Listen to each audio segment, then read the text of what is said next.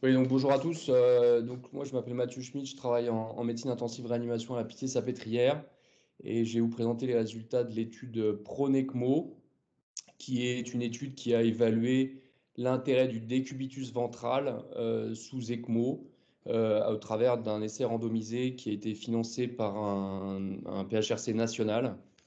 Et voici ma première diapo avec quelques liens d'intérêt avec certaines firmes qui fabriquent des systèmes d'assistance extracorporelle. Donc, le rationnel de cette étude, c'est de parler du décubitus ventral. Alors, qu'est-ce que le décubitus ventral pour ceux qui ne font pas de réanimation? C'est le fait de placer un malade ventilé, donc qui est intubé et qui reçoit une ventilation, de la ventilation mécanique, de le placer sur le ventre en se disant que si ce malade a une atteinte respiratoire sévère, ce qu'on appelle un SDRA, le syndrome de détresse respiratoire aiguë de l'adulte, qu'on a beaucoup vu pendant la pandémie Covid, avec des malades qui avaient des pneumonies très graves dues au Covid-19. Et si on place ces malades alors qu'ils sont ventilés, normalement ils sont sur le dos, et si on les place sur le ventre, on peut avoir des effets bénéfiques. Alors, des effets qui sont liés à la gravité d'abord, puisque vous avez le cœur qui va moins comprimer certaines zones du poumon, de même pour certains organes abdominaux qui vont moins comprimer le poumon, et puis on va avoir une certaine homogénéisation de la compliance de la paroi thoracique, et donc on va améliorer les zones recrutées, en particulier les zones dorsales du poumon, qui vont être mieux recrutées, et donc, ça va améliorer l'oxygénation de ces malades, la décarboxylation, le fait de retirer, d'expirer le CO2. Et une étude française a marqué la prise en charge du SDRA. C'est l'étude PROCEVA qui a été menée par l'équipe de Lyon, qui est un essai randomisé, qui avait comparé le décubitus ventral versus le fait de laisser les malades sur le dos quand on avait un syndrome de détresse respiratoire aiguë de l'adulte, et qui avait montré que c'était associé à une réduction très intense de la mortalité chez ces malades. Quand ces malades sont, donc le fait de mettre en décubitus ventral, ça fait partie des bonnes pratiques, des guidelines actuelles de prise en charge du SDRA aigu chez ces patients. Chez un certain nombre de patients, une faible proportion, moins de 10% d'entre eux qui ont un SDRA, le ventilateur ne va pas suffire à assurer les échanges gazeux. Et donc, on va être obligé de mettre en place une autre machine qu'on appelle une ECMO. Donc, une ECMO, c'est pour Extracorporeal Membrane Oxygenation en anglais. Et donc, à quoi ça sert? En fait, on va prélever du sang dans la veine fémorale on va prélever du sang donc, qui va être désoxygéné et riche en gaz carbonique. Ça va passer dans une pompe et une membrane qui va oxygéner et qui va épurer le CO2 ici, et on va réinjecter ce sang chez le malade. Donc on a finalement un poumon artificiel transitoire chez les patients chez qui la ventilation mécanique n'est pas suffisante pour oxygéner correctement le malade et pour décarboxyler. Et donc, l'ECMO est actuellement, et depuis certaines études et certains essais randomisés qui ont eux aussi été financés par le PHRC, c'est l'étude EOLIA, qui est une étude française menée par Alain Combe, qui a montré en 2018 que c'était associé à une réduction de la mortalité d'utiliser l'ECMO chez des malades très sévères et chez des malades avec des critères évidemment d'inclusion bien définis. Il fallait évidemment que le malade soit très sévère. Donc, on a ces deux techniques, la technique du décubitus ventral qui se situe en amont de la prise en charge par une ECMO. Et si le malade échoue au décubitus ventral ou ne s'améliore pas suffisamment avec le décubitus ventral, on peut être amené à lui mettre en place une ECMO.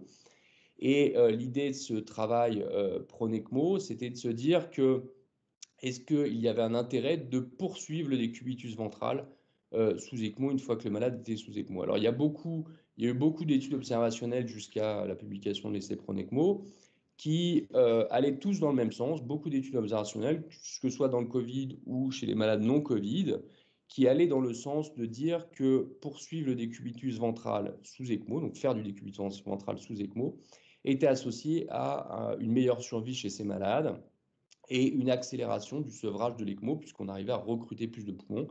Et donc, le malade avait moins besoin, moins longtemps d'ECMO pour s'améliorer.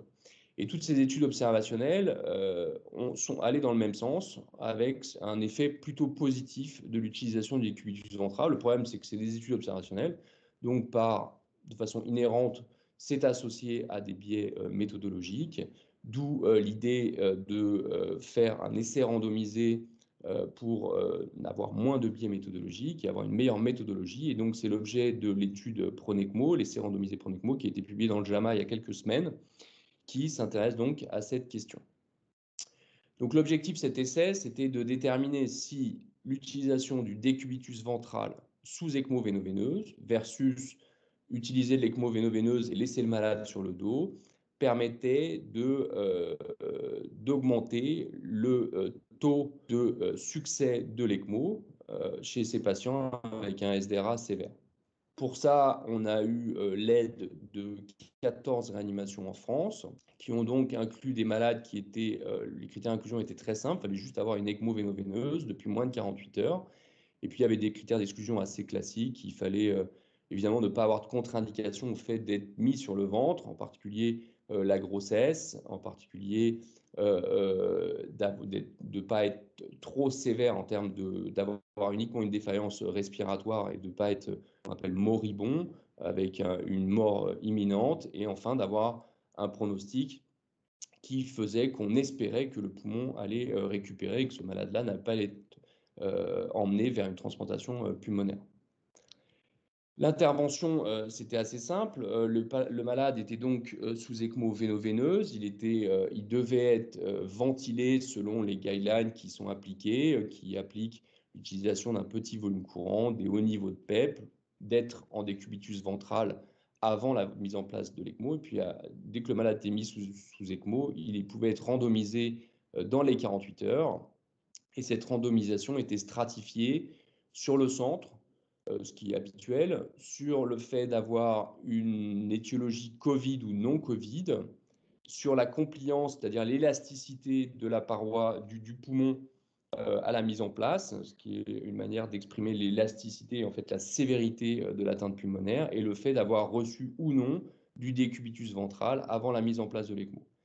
Le design de cet essai a été fait avant la pandémie Covid, mais cet essai a démarré pendant la période Covid, parce que le calendrier coïncidait avec un début d'études à ce moment-là. Et donc, le malade était randomisé soit dans le groupe prone, c'est-à-dire décubitus ventral, où il devait recevoir un minimum de 4 sessions de 16 heures en décubitus ventral. Voici un exemple de patients qui sont mis sur le ventre dans les 14 réanimations qui ont participé. Donc, c'est des malades qu'on mettait sur le ventre avec une ECMO pendant une durée de 16 heures. Et on faut répéter ça 4 jours de suite, un minimum de 4 jours de suite. Ou si le malade était randomisé dans le groupe supine, c'est-à-dire je reste sur le dos, je reste avec l'ECMO sur le dos pendant un maximum de 60 jours. Les autres co-interventions qui sont importants pour le pronostic de ces malades, c'est-à-dire la manière dont on va ventiler ces malades sous ECMO, étaient les mêmes dans les deux groupes, c'est-à-dire que généralement, on va baisser l'intensité de la ventilation mécanique puisqu'on sait qu'elle est toxique pour le poumon. Et l'idée est vraiment d'essayer de préserver ce poumon qui est déjà très malade et d'arrêter de l'agresser avec une ventilation délétère. Et donc, ils étaient tous ventilés avec des petits volumes, des petites fréquences, des petites pressions. Et il y avait une prise en charge de sédation, d'anticoagulation, d'ECMO, de gestion du circuit qui était tout à fait similaire entre les deux groupes. La seule différence, c'était le fait de passer un peu de temps sur le ventre chez ces patients. Le critère de jugement principal était le succès du sevrage de l'ECMO dans les 60 jours qui suivaient la randomisation. Et pour ça, on a défini de manière assez stricte qu'est-ce que c'était un succès de sevrage. Le succès de sevrage de l'ECMO, c'était un malade qui, donc, on arrive à enlever la machine extracorporelle, l'ECMO, et ce malade doit être vivant, sans ECMO, sans avoir une transplantation pulmonaire dans au moins 30 jours après le sevrage de l'ECMO. L'idée était de se dire, on ne peut pas conclure qu'on a un succès de sevrage si on enlève l'ECMO et si le malade meurt 5 jours plus tard.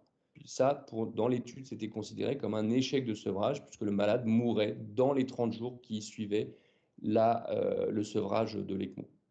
Ce critère de jugement compétitif implique d'étudier deux critères compétitifs, qui est l'échec de sevrage, donc qui est défini par le fait d'avoir besoin d'être recannulé, d'avoir une nouvelle ECMO, parce que le malade va se redégrader, ou d'être transplanté pulmonaire, ou alors de décéder dans les 30 jours. Et le deuxième critère de jugement compétitif était la mortalité sous ECMO. Les patients qui étaient encore sous ECMO après 60 jours étaient à ce moment-là censurés. Les résultats, c'est une étude qui a été faite assez rapidement, puisque pendant la pandémie Covid, on a été submergé de malades de ce type. Et donc, cette étude qui était prévue sur 4 ans a été faite en fait sur 9 mois. Et sur 9 mois, on a donc randomisé 170 patients qui ont été randomisés, 86 dans le groupe DV, donc décubitus ventral, et 84 qui sont restés sur le dos, donc dans le groupe supine.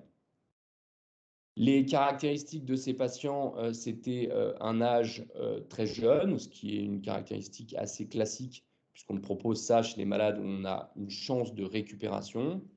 Des malades qui étaient plutôt en surcharge pondérale, mais c'était ce qu'on voyait beaucoup chez les patients qui avaient un Covid. Et en moyenne, ils recevaient l'ECMO entre à peu près une médiane de 4 jours après avoir été intubés. Et comme vous pouvez le voir, le contexte a fait qu'il y a énormément, très grande majorité de ces patients avaient un SDRA secondaire à une pneumonie Covid.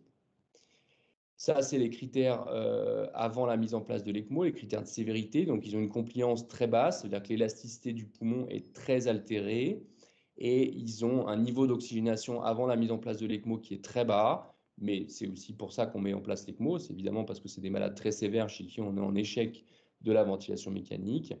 Et un point important, c'est que vous voyez une très grande majorité de ces patients, quasiment 100% de ces malades, avaient été mis en décubitus ventral avant la mise en place de l'ECMO, ce qui veut dire que, les centres ont géré de manière adaptée ces patients, c'est-à-dire qu'ils ont parfaitement suivi les recommandations actuelles de prise en charge de ces malades, ce qui diffère un petit peu des séries préalables, et on va voir que ça peut expliquer un petit peu les différences de résultats. Et ces malades avaient en moyenne entre 2 et 3 sessions de décubitus ventral avant d'être mis sous ECMO.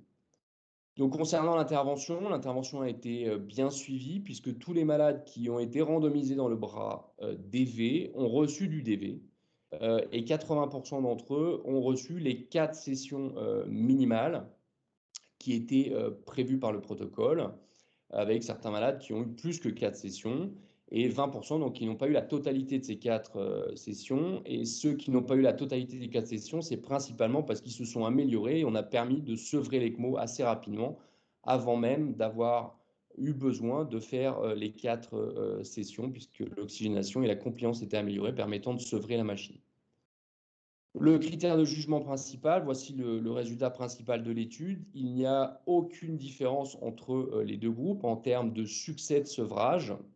Comme vous pouvez le voir, on a une différence qui est très faible. On est à 44,2% dans le groupe DV versus 44% dans le groupe DD, donc décubitus dorsal, avec un résultat qui n'est pas significatif et pas de différence entre les deux groupes. Concernant les deux autres critères de jugement compétitif, la mortalité sous ECMO, vous voyez qu'il n'y a pas de différence significative entre les deux groupes, et le fait de sevrage de l'ECMO, qui concerne beaucoup moins de patients, il n'y avait pas de différence significative entre les deux groupes.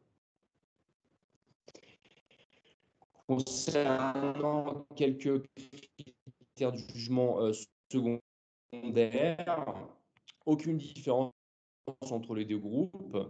Pas de différence entre les deux groupes, pas de différence en termes de survenue de complications induites par la ventilation mécanique type le pneumothorax, pas de différence entre ces deux groupes, pas de différence en termes de complications infectieuses, avec un taux de complications infectieuses qui est très élevé et qui est principalement expliqué par l'inclusion de beaucoup de malades Covid, et on sait que c'est des malades qui se surinfectaient beaucoup. Et quand on regarde la mortalité AJ90, aucune différence avec une mortalité quasiment d'un malade, mais qui était similaire dans les deux groupes. En termes de durée d'ECMO, de durée de ventilation mécanique, de durée de séjour en réanimation ou à l'hôpital, il n'y avait aucune différence entre les deux groupes. mais vous pouvez notifier que la durée d'ECMO de ces malades-là était de l'ordre de 1 mois en moyenne, avec des séjours en réanimation qui étaient en moyenne d'1 mois et demi, donc des séjours très très prolongés et des besoins d'assistance très très longs chez ces patients. En termes d'analyse de sous-groupe, on avait prévu dans les protocoles et designé le protocole des analyses de sous-groupe pour comparer les malades qui avaient eu du décubitus ventral avant la mise en place de l'ECMO versus ceux qui n'en avaient pas eu. En fait, dans la très grande majorité, ils ont eu, à 98%, ils ont eu du décubitus ventral, donc on n'a pas pu faire cette analyse de sous-groupe. De même, on avait prévu d'étudier les malades qui avaient un Covid versus les autres, qui avaient une pneumonie d'une autre origine. Étant donné que majoritairement il y avait du Covid, cette analyse de sous-groupe n'a pas pu être faite. Donc on a fait des analyses de sous-groupe sur d'autres sous-populations, en particulier en se basant sur la compliance du système respiratoire au moment de la randomisation. Et vous voyez qu'il n'y a pas de différence dans ces analyses de sous-groupe, pas de différence en fonction du BMI des patients et pas de différence en fonction de l'expérience du centre qui prenait en charge ces patients. En termes d'effets secondaires, donc la safety de la procédure de mettre en place du décubitus ventral chez ces malades, qui peut être à première vue jugée comme une procédure un peu complexe, mais finalement, il n'y avait eu aucun événement indésirable grave. Les événements qu'on redoute, c'est la décanulation, c'est-à-dire l'arrachage d'une des canules lors de la procédure, ou le fait que le malade est extubé accidentellement, c'est-à-dire que le tube qui est dans la trachée va être retiré accidentellement. Il n'y avait aucun événement de ce type. On retrouve un peu plus d'arrêt cardiaque dans le groupe qui est resté sur le dos par rapport à ceux qui ont été mis en DV. On n'a pas d'explication très très claire là-dessus, c'était absolument pas attendu. Et un des effets secondaires de mettre le malade sur le ventre de manière prolongée, c'est la survenue d'escarres, donc qui était quantifié par un score d'escarres. Vous voyez que numériquement, il est peut-être un peu plus élevé, mais ce n'est pas significatif quand on compare les deux groupes. Donc la conclusion est de dire que parmi les patients qui ont un SDRA sévère, qui sont sous ECMO véno-veineuse, le fait de les mettre sur le ventre sous ECMO ne change pas le taux de survie, le taux de succès de sevrage de l'ECMO. Quelques points de discussion. Le premier point, c'est un point plus général qui incite à dire que quel que soit la qualité des études observationnelles, quels que soient les résultats des études observationnelles et le nombre d'études observationnelles, même si elles vont toutes dans le même sens, comme c'est le cas pour ce sujet, eh ben, on a toujours besoin d'un essai randomisé derrière pour éviter tous ces biais méthodologiques et éviter tous ces facteurs confondants. Et c'est l'objet de cet essai qui finalement les résultats sont assez différents de toutes les études observationnelles publiées jusqu'à la publication de l'étude PRONECMO, avec des résultats qui sont assez discordants. Deuxième point qui diffère des études observationnelles publiées jusqu'alors, c'est le très haut taux de décubitus ventral sous ECMO, avant la mise en place de l'ECMO.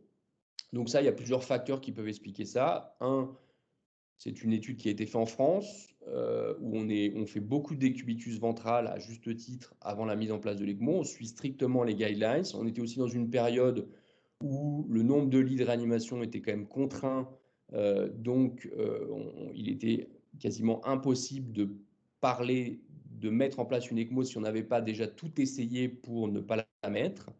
Et le décubitus ventral est une technique qui coûte rien et qui, à part de la bonne volonté humaine, et qui a un effet qui est majeur sur la mortalité, et c'est très très bien démontré, ça fait partie de la bonne prise en charge. Donc ça, c'est peut-être une des différences par rapport aux études observationnelles, où le taux de décubitus ventral avant la mise en place de l'ECMO était plutôt de l'ordre de 60%, par rapport à là quasiment 100% des malades qui ont eu du DV avant la mise en place de l'ECMO.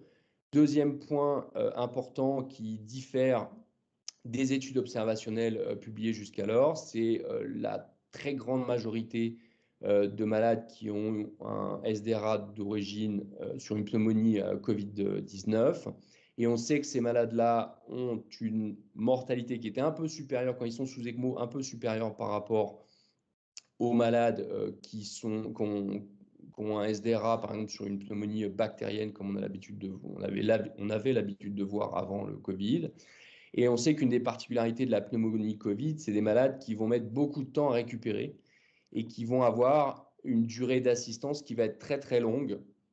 Et vous voyez, les durées d'assistance dans l'essai Pronecmo, c'est de l'ordre de 1 mois. Donc, c'est des malades qui vont nécessiter une assistance prolongée pendant plus d'1 mois jusqu'à ce que les poumons cicatrisent et qu'on puisse enlever l'ECMO. Et puis derrière, on a encore des jours et des jours et des semaines de ventilation mécanique. Donc, c'est une maladie qui a une récupération qui est assez lente chez ces patients. Donc, la question sous-jacente, c'est de se dire est-ce que les SDRA non Covid auraient répondu différemment? C'est une question auquel on ne peut pas répondre avec cet essai et qui pourrait faire l'objet, par exemple, d'un nouvel essai randomisé dans le futur. Et dernier point important, tous ces malades sous ECMO étaient ventilés avec une stratégie de ventilation qui s'appelle une stratégie de ventilation ultra protectrice. Donc l'idée, la ventilation mécanique, ça sauve des vies, mais c'est aussi délétère pour le poumon. On sait qu'il y a des lésions qui sont purement induites par la ventilation mécanique. Et donc l'idée, quand on met en place l'ECMO, c'est de drastique, comme les échanges gazeux sont assurés par la machine extracorporelle, on n'a plus besoin de la ventilation mécanique pour assurer les échanges gazeux. Et donc, l'idée, c'est de mettre un peu le poumon au repos en arrêtant de l'agresser avec une ventilation délétère. Et donc, on a tendance, et c'est les pratiques actuelles, de dire qu'il faut baisser le volume, la pression amenée dans ces poumons qui sont extrêmement malades pour se laisser du temps et diminuer l'inflammation locale au niveau du poumon.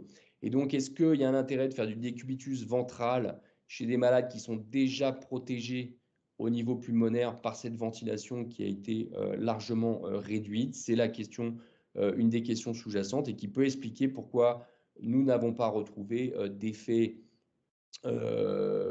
positif, protecteur de la mise en place du décubitus ventral chez ces malades. Voilà, je voudrais juste remercier quand même les 14 réanimations qui ont participé en France à cet essai et qui ont participé dans un temps record, dans une période où c'était quand même compliqué. La réanimation était quand même très, très sollicitée durant cette période.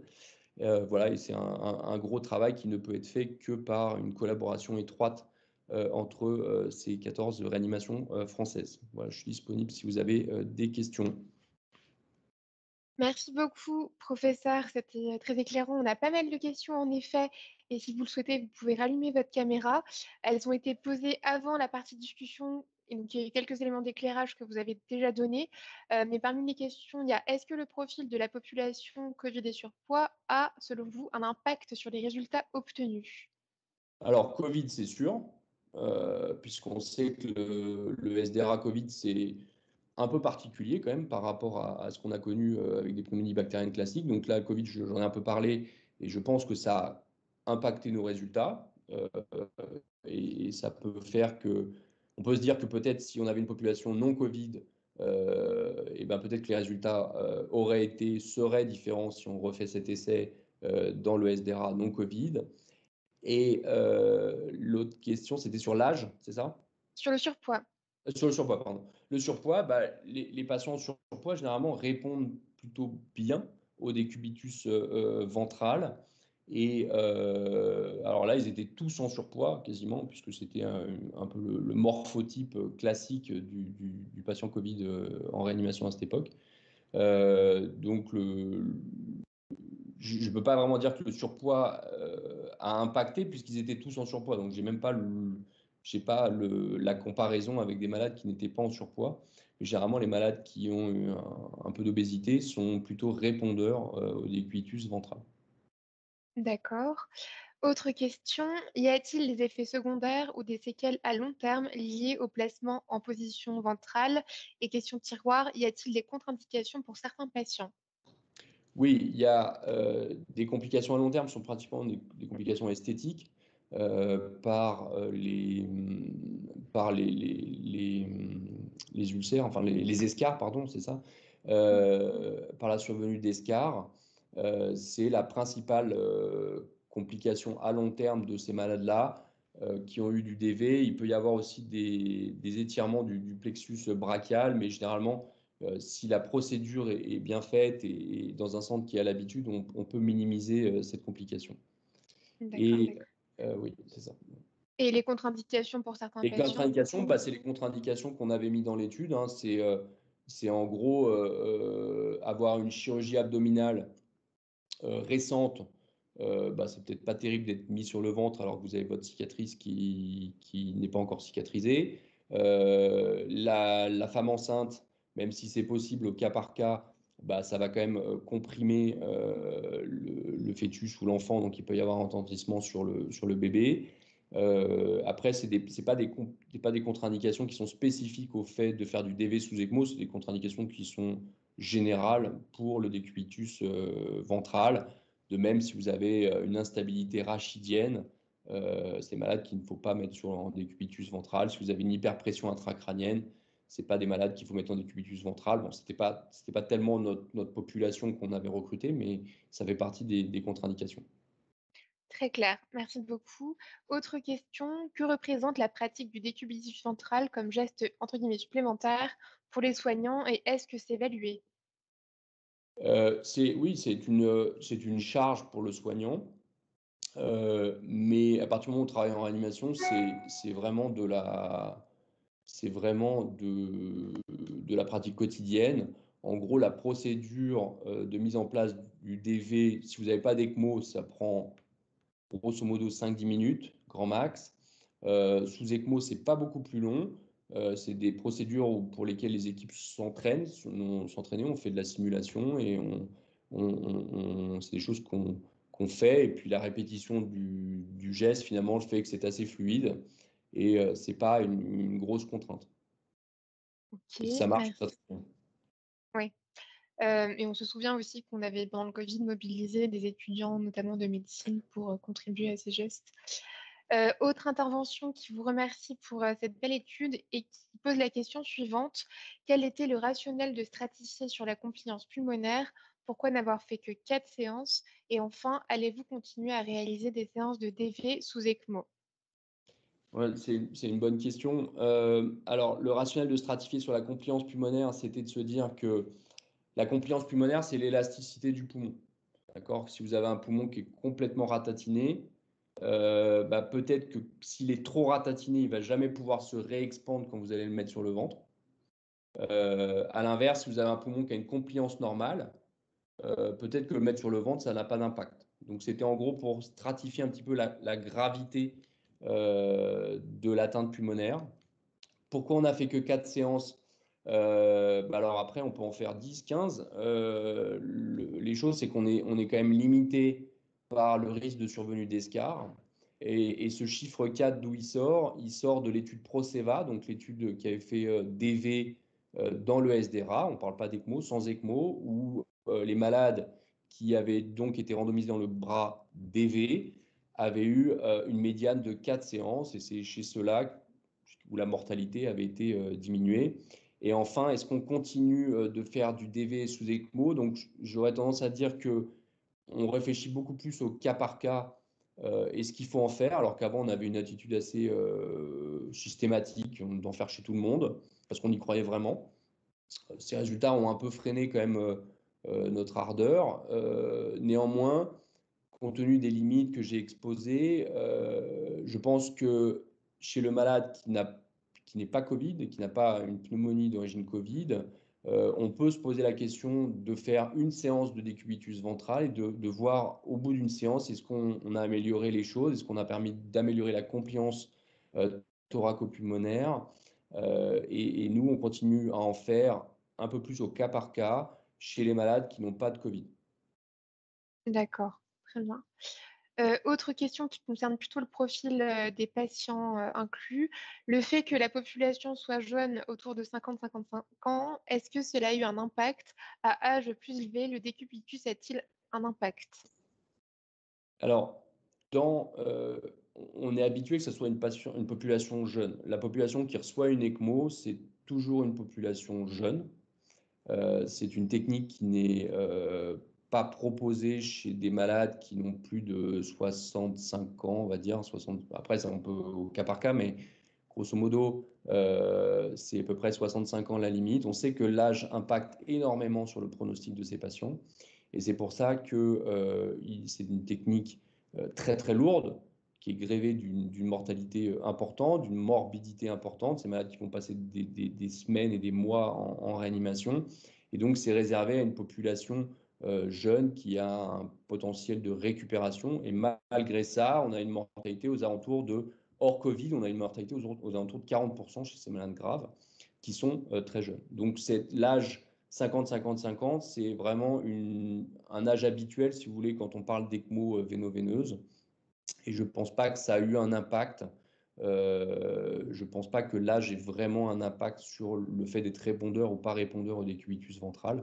C'est plus la conformation des lésions, le type d'atteinte pulmonaire. Et bon, avec le Covid, on avait une atteinte très très homogène en fait entre les malades. Très clair, merci. Une des dernières questions, pourquoi avez-vous pris comme critère d'exclusion le SDRA en post-chirurgie abdominale?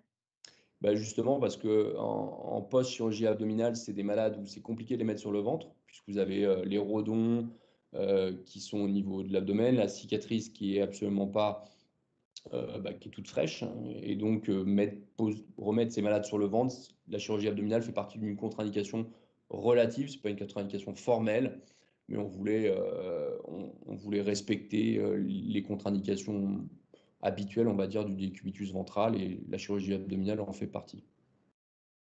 Ok, très clair. Je crois qu'on a fait le tour des questions et il est bientôt l'heure, donc il me reste à vous remercier chaleureusement. Merci beaucoup, professeur, c'était très clair. Et j'invite les participants à participer au petit questionnaire de satisfaction avec le QR code qui s'affiche à l'écran. Ça nous permettra de continuer à améliorer ce format de webinaire. Merci beaucoup. Merci beaucoup.